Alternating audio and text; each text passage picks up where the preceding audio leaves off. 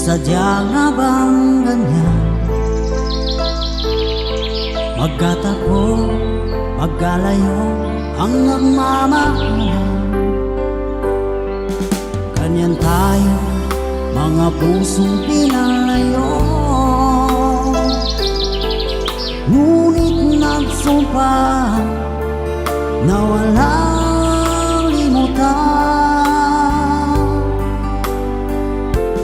Huwag punin aking mahal, yan ang lagi kong dinarasal.